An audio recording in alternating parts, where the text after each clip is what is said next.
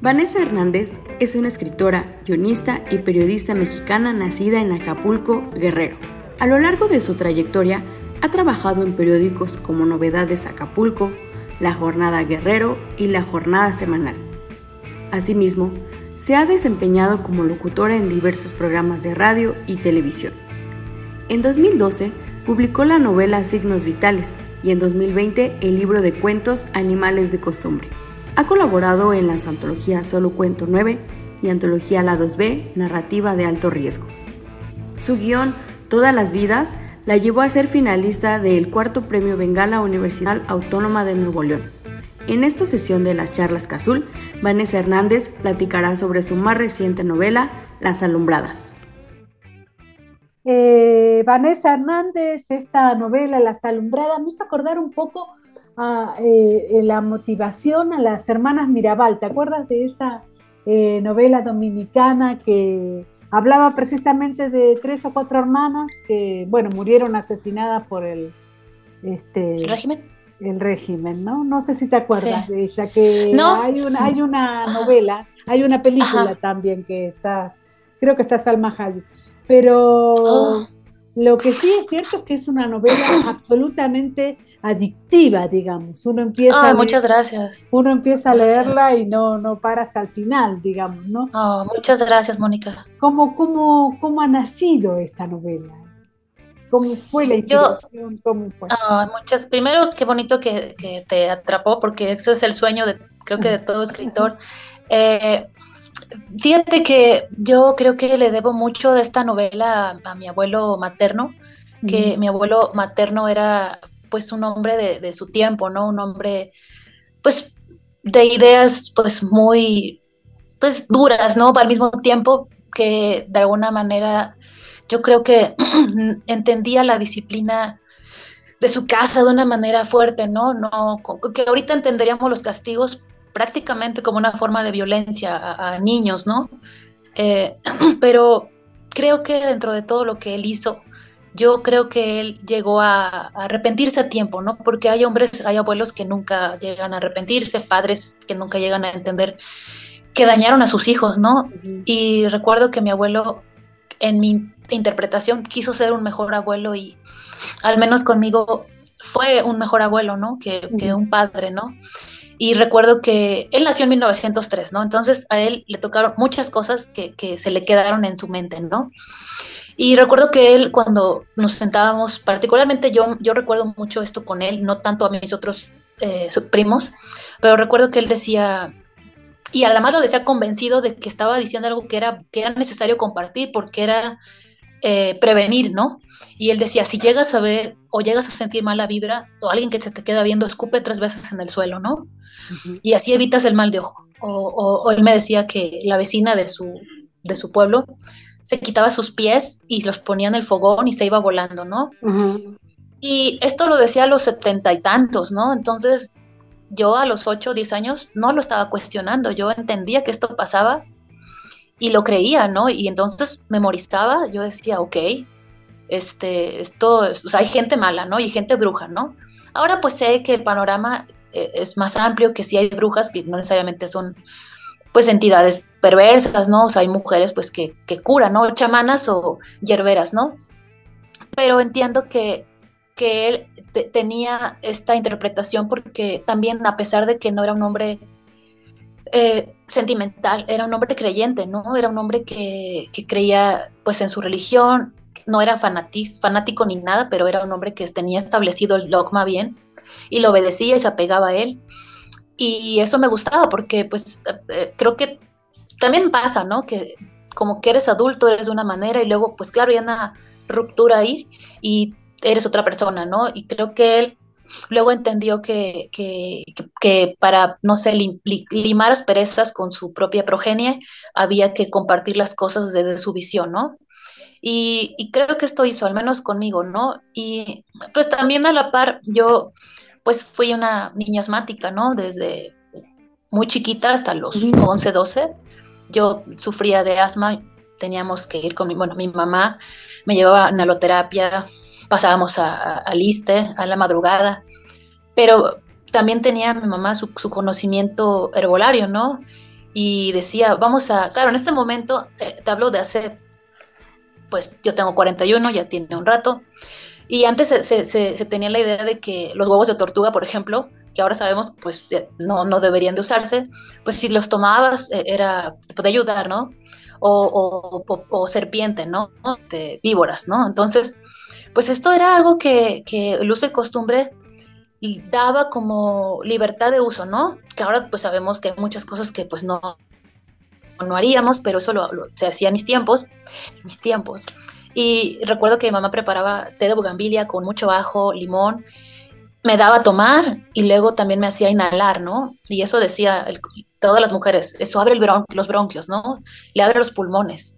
Y sí, muchas cosas de este tipo funcionaban. Yo creo que a mi mamá se lo hizo su mamá, antes a mi abuela, pues mi bisabuela. Yo espero hacérselo a mis hijos, espero que mis hijos a mis nietos. Y es una forma pues muy bonita, ¿no? De entender que sí, aunque vivimos ahorita en la modernidad y vamos a la farmacia o buscamos en Google dolor de cabeza, pues te dice cáncer, pues no es así, ¿no? Pero vivimos como ya pues estancados porque pues el tiempo sentimos que se nos va. No hacemos muchas veces uso de la herbolaria, más que a veces en la cocina, ¿no? Como un aditamento para la pasta, ¿no? El romero. Pero pues hay un montón de hierbas, ¿no? En México hay más de 4,000 hierbas, ¿no? Imagínate. De uso. Claro. Y solo estamos detrás de China, ¿no? O sea claro. Que pues entiendo que allá también hay un conocimiento ancestral, ¿no? Y una práctica además, que yo creo que un poco más generalizada a veces, ¿no? Por ejemplo, aquí, pues, esto que te decía, pasaba mucho en provincia, ¿no? Creo que en muchos sentidos el uso de la herbolaria ha sido más provincial, ¿no? Creo que también ocurre en las grandes ciudades, pero en las grandes ciudades también pasan otras cosas, ¿no? Pasan, pues, más uso de noticias, de tecnología, entonces quizás no es tan íntimo, no sé, la forma de vida, ¿no? No es tan privada, ¿no? Allá en Acapulco me acuerdo que hasta era normal gritarle a la vecina, ay, es que tienes que ponerle achiote a la sopa, ¿no? ¡Achiote! Entonces era como, sí. Pues muy bonito.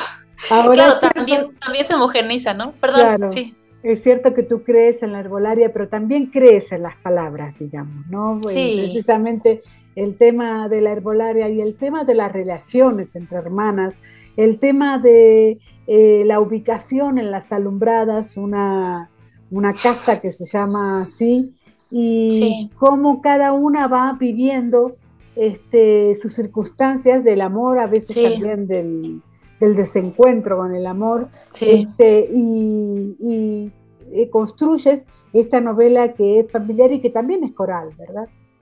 Sí, hay muchas cosas que existieron, ¿no? Por ejemplo, el cerro como tal existe, ¿no? No es una columna, no es un fortín de cerros, porque yo no iba donde estaban todos los cerros, pero sí iba a un cerro en particular que se llama La Cima, en Acapulco, que La Cima es la colonia, y ahí, por ejemplo, mi abuelo, él trabajó la pólvora, fue uno de los primeros en trabajar la pólvora y llevarla a Acapulco, y a partir de ahí trabajar la pirotecnia, los fuegos artificiales, y en este cerro, hasta la parte alta, estaba un cuartito donde se guardaba, pues, la pólvora, ¿no?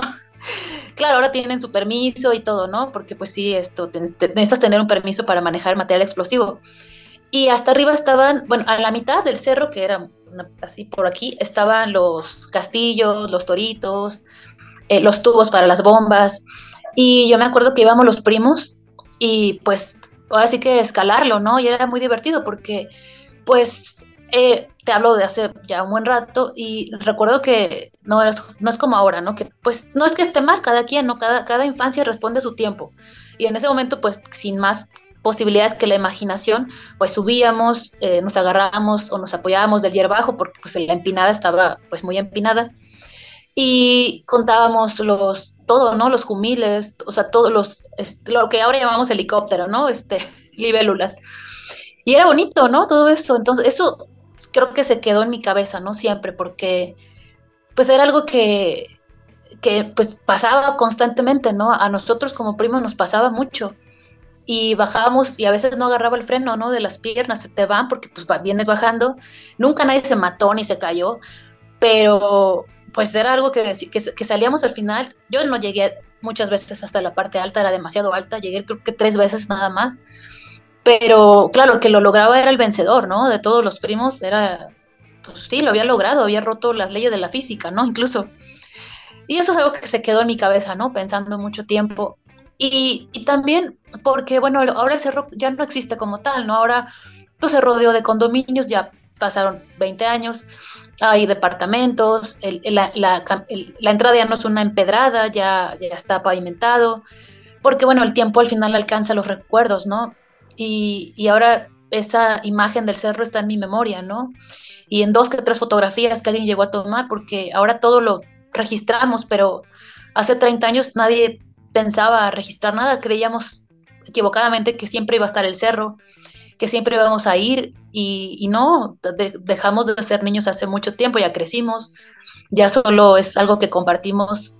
Afortunadamente me alcanzó la memoria para registrarlo en un libro, pero estoy segura que si hubiera esperado más, tal vez ya no lo recordaba, ¿no? Porque bueno, se meten otros recuerdos ahí.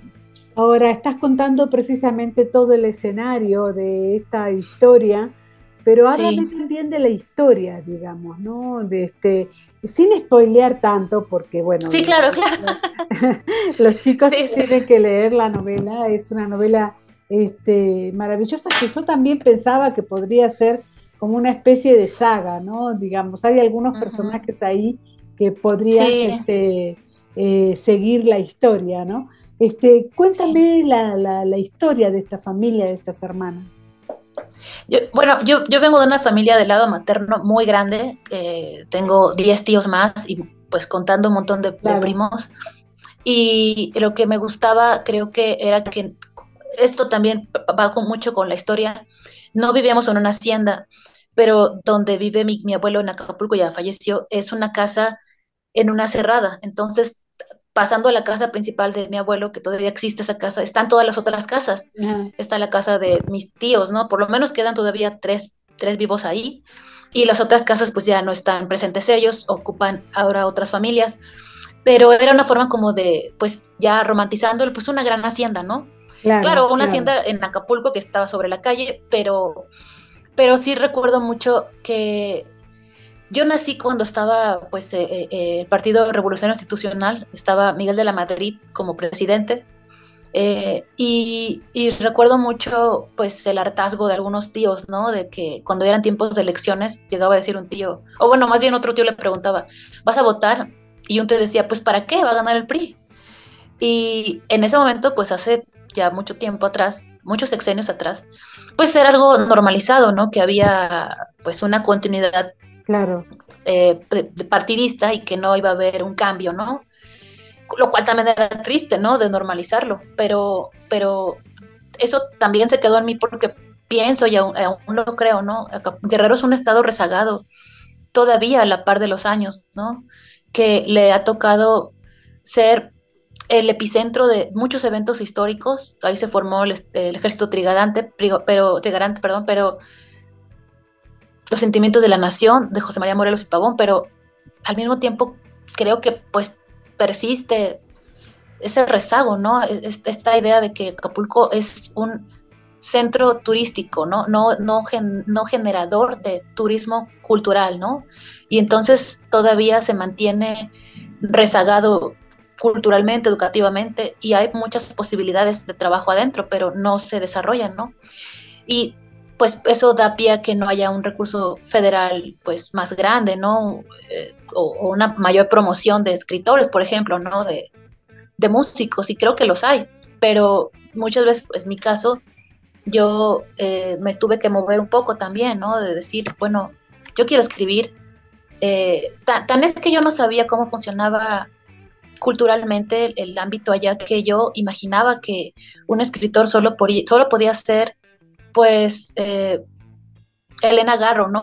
Que así había nacido y así era, ¿no? Y no, claro, Elena Garro pues pasó por un montón de cosas, ¿no?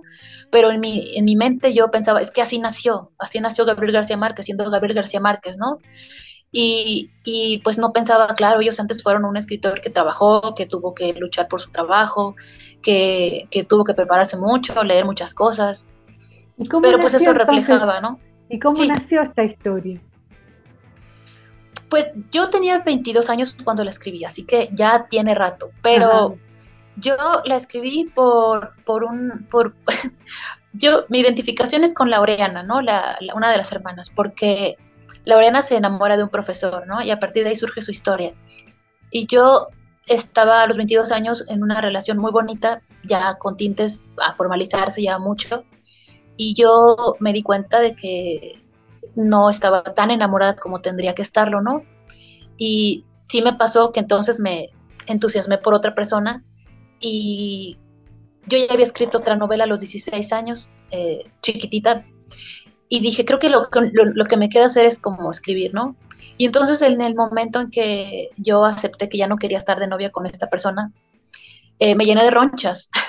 Y Ajá. esto sí me ha pasado al menos 2 veces en mi vida, que cuando me pasa algo que no puedo controlar, me lleno de ronchas, y son ronchas grandes. Y pensé, ok, mejor escribo. Y empecé a escribirla, y la escribía en estas computadoras cóncavas, ¿no? Ya sabes, las HP, que eran enormes. Sí.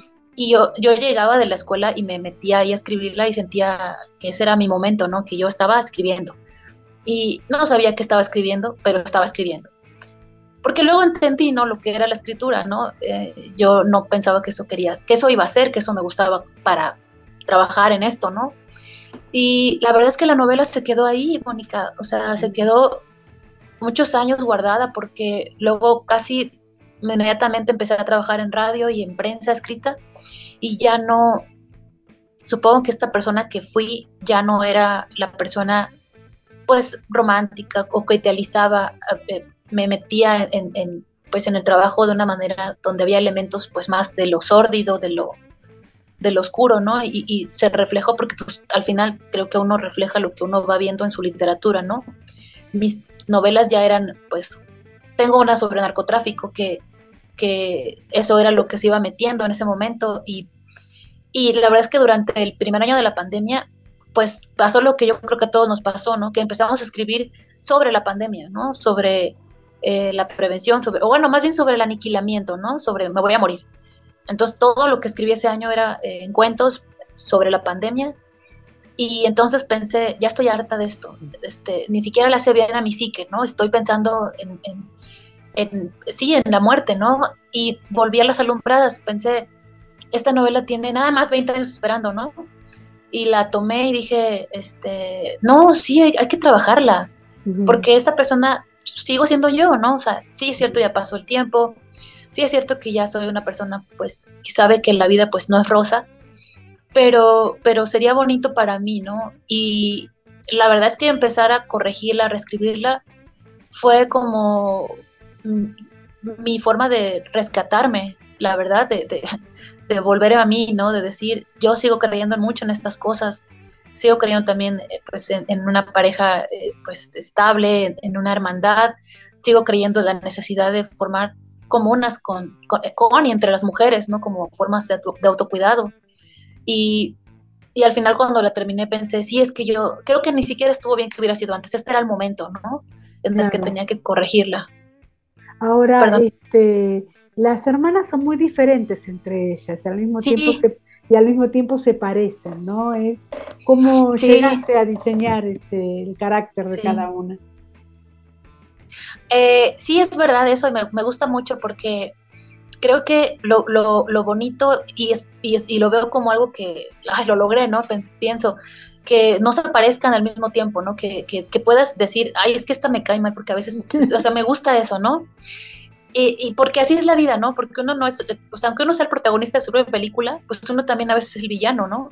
De su propia película, además, ni siquiera en la vida de otros. A veces tú mismo te echas cosas que sabes que te van a demandar cuentas claras en un momento, ¿no? Entonces dije, pues claro, ser bueno, o sea, ser una buena persona no implica que uno sea pues puro, ¿no? O prístino o santo, ¿no? Uno no es santo, aunque uno tenga buenas acciones, pues que además tal vez no es ni el propósito, ¿no? Uno también comete errores, ¿no? Y a veces los cometes pensando que estás mal, pero tienes que hacerlo, ¿no?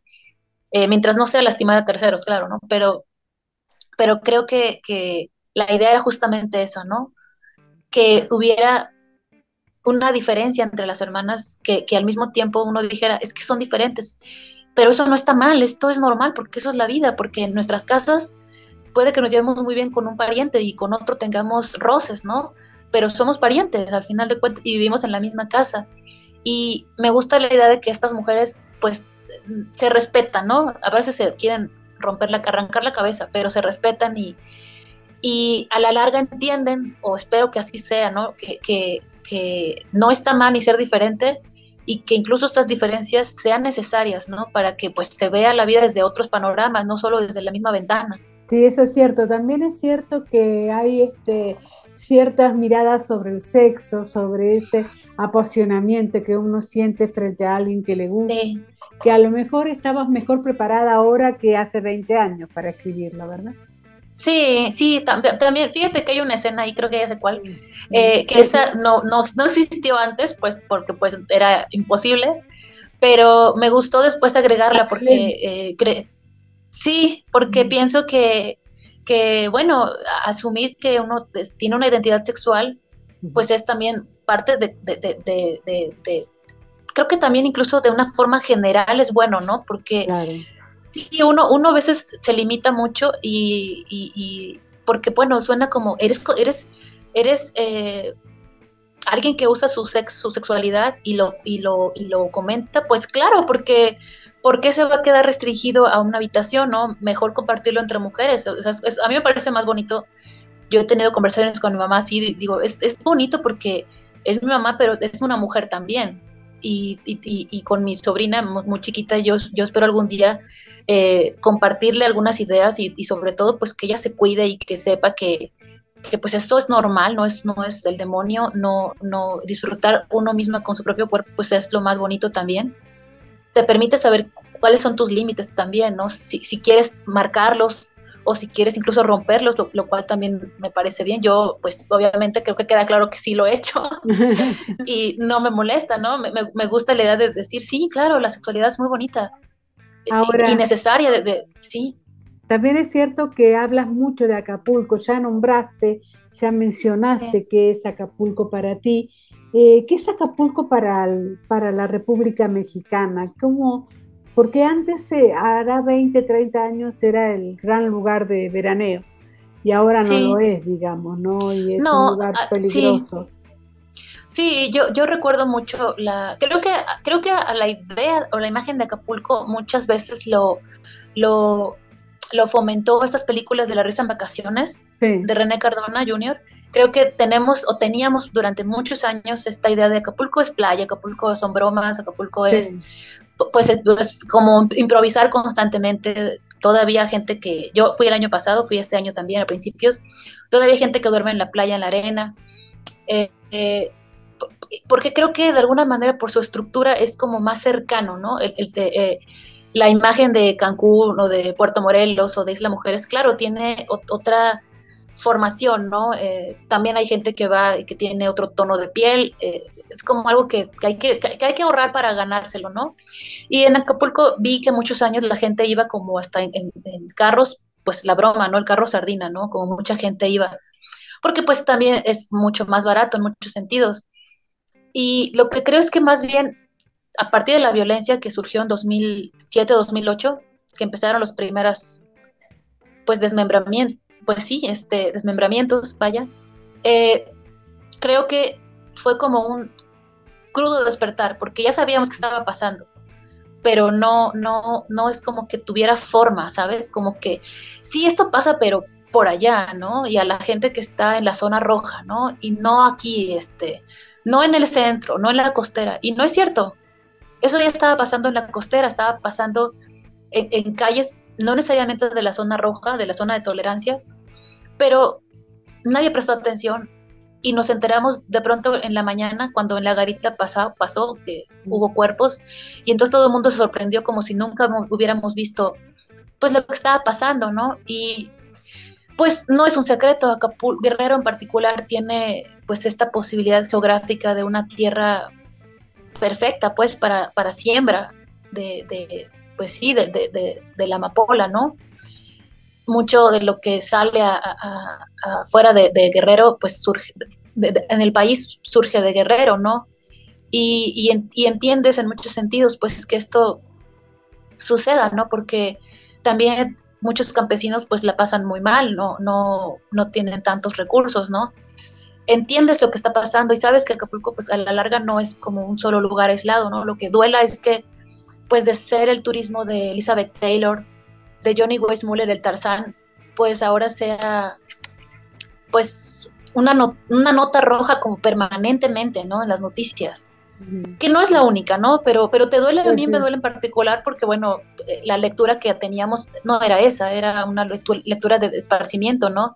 Se llenan las playas de Acapulco, ya no hay Spring Breakers, ¿no? Y fueron durante muchos años, pues, una de las principales entradas de rama económica, ¿no? Y después de que empezó a lanzarse en Estados Unidos la alerta de que ya no vayan, pues efectivamente dejaron de ir, ¿no? Entonces, sí, lógico. Pues ya no entra ese recurso y pues no solo ese recurso, ¿no? Ya no hay servidores públicos que yo he visto en Acapulco y te rompe el corazón, es que van con su guayabera blanca ya amarilla del cloro, pero ellos van presentados como pueden a ofrecer servicios al turismo y ellos son una de las cadenas principales del dinero, movilizan el dinero, están en la calle, muchos de ellos sin prestaciones, sin un salario fijo, viviendo del día, y ellos llevan ese turismo que encuentran, mexicano usualmente, a las embarcaciones a disfrutar de la ronda a la bahía o a todavía los pocos lugares como tipo Sisi, que ya no existe el Sisi como tal. Pero ¿dónde están ellos, no? ¿Dónde los establece el gobierno para beneficiarlos con un salario más digno, no? Y yo he llegado a ir y me han ofrecido a mi servicio, yo soy de ahí y pienso, él debería tener una mejor presencia por él, ¿no? O sea, porque ya no le alcanza, ya se viste con ropa que ya está amarilla, pero él está aquí como un representante digno de este turismo que conocimos hace muchos años y quizás sea una de las últimas formas de resistencia pacífica, ¿no? Para salvar lo que queda. Es muy triste esto. Sí. La última pregunta, esto está para los estudiantes de la UNAM. ¿Qué se movió en ti para escribir? ¿Cómo debería ser una chica de 20 años, de 25 hoy, tratando de escribir su novela? Porque esta novela la escribiste, cierto, a los 20 años, y luego la corregiste a los 40, sí. Pero ¿cómo te sentías en esa época? Yo era muy curiosa, a mí siempre me ha gustado desde entonces y todavía ahora aprender cosas, ¿no? Y creo que eso ayuda mucho. Uno no debería delimitarse o prejuiciarse. Yo, por ejemplo, recuerdo que iba a ver a una tía a su ferretería allá en La Laja y ella tenía 2 columnas, una de vanidades y una de sensacional de vaqueros. Y yo tenía, si no me equivoco, 8 o 10. Yo agarraba una vanidades y metía el sensacional de vaqueros y yo leía sensacional de vaqueros. Porque me interesaba esa estética, ¿no? Yo decía, claro, esto es interesante, hay mujeres de cuerpos frondosos, hay historias, si tú quieres, no muy esmeradas, pero hay historias detrás.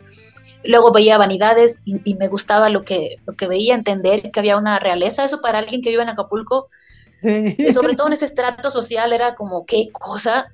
Pero era interesante, ¿no? Luego leí revista de revistas que ya no existen, que Reader and Digest o Contenido, que eran revistas que pues no sé por qué mis tíos llevaban siempre, un tío en particular siempre lleva esas revistas.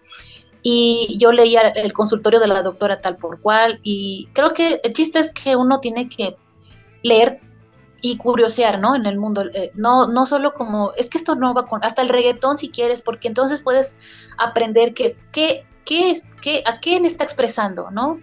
¿Hacia dónde va? ¿Qué es lo que promueve? Sí, a lo mejor no simpatizas, pero tienes que aprender muchas cosas, ¿no? Empaparte y ver de todo y tomar, pues, no sé, ideas. Yo pienso que uno debe tener, sí, algunas ideas establecidas, pero también esas ideas son organismos vivos, ¿no? Uno también puede moverlas y decir, ¿sabes qué? No había leído más sobre esto y ahora tengo otra opinión. Y eso también ayuda, ¿no? Para que no solo sea como, pues, o sea, una sociedad regida por normatividades, pues entonces no está padre, ¿no? Hoy sabemos que hay muchas individualidades sexuales, ¿no? Y hay muchos géneros que así se autonombran y está bien. Yo creo que está bien que uno decida con lo que uno se sienta cómodo, ¿no? Hasta incluso con el lenguaje. Sí, habrá gente que no le guste, pues está bien también, pero a ver, tenemos aplicaciones para el celular, ¿no? Y bajamos aplicaciones para celular que nos aprendemos cómo se maneja porque nos sirve. Entonces, ¿por qué no un nuevo lenguaje, ¿no? Que el lenguaje me parece que es lo más orgánico que puede existir, ¿no? Está ahí para estirarlo, para adecuarlo y para moverlo como vayan surgiendo necesidades, ¿no? Yo diría que, sobre todo, no limitarse, ¿no? No limitarse porque uno escriba que esto no lo haría. No, sí, yo creo que sería bueno practicar de todo un poco. Muchísimas gracias por la entrevista, Vanessa Hernández, autora de Las Alumbradas. Muchas gracias. Un gran saludo. Muchas gracias. Muchas gracias, Mónica, te agradezco mucho.